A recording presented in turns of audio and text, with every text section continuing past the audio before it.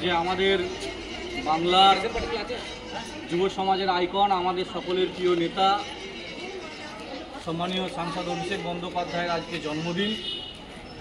আমরা পশ্চিমবাংলার তৃণমূল ছাত্র পরিষদের পক্ষ থেকে আজকের এই শুভ দিনে শুভক্ষণে আমরা প্রত্যেক স্তরের সামাজিক কর্মকাণ্ডে যুক্ত রয়েছি অভিষেক দার জন্মদিনকে উদযাপন করার উদ্দেশ্যে উপলক্ষে।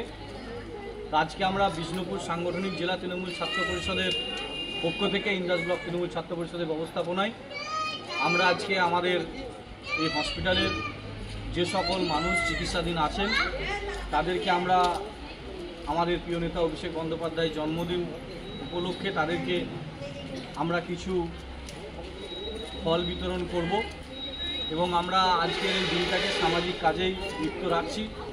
কারণ অভিষেক বন্দ্যোপাধ্যায় গোটা বাংলার মানুষকে যেভাবে কেন্দ্রের সরকার বিজেপি সরকার থেকে তাদের অত্যাচার থেকে মুক্তি দেওয়ার জন্য লড়াই করছে, সেই লড়াইয়ে যাতে আরও শক্তি পায়, তাই আজকের দিনে আমরা তার জন্মদিন উপলক্ষে এই কাজ আমরা শুরু করছি।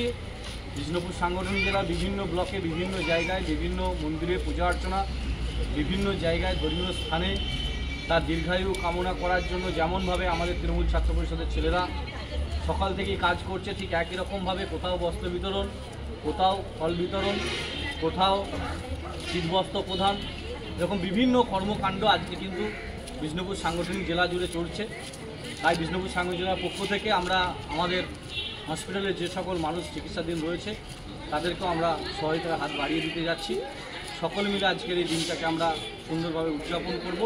অভিষেক বন্দ্যোপাধ্যায় যাতে আগামী দিনে প্রত্যেকটা লড়াইয়ে চলার পথে যেন আরও শক্তি পাই, সেই কামনা সেই প্রার্থনা ঈশ্বরের কাছে আমরা করছি। আমাদের সকল ছেলেরা রয়েছে, তারা আমাদের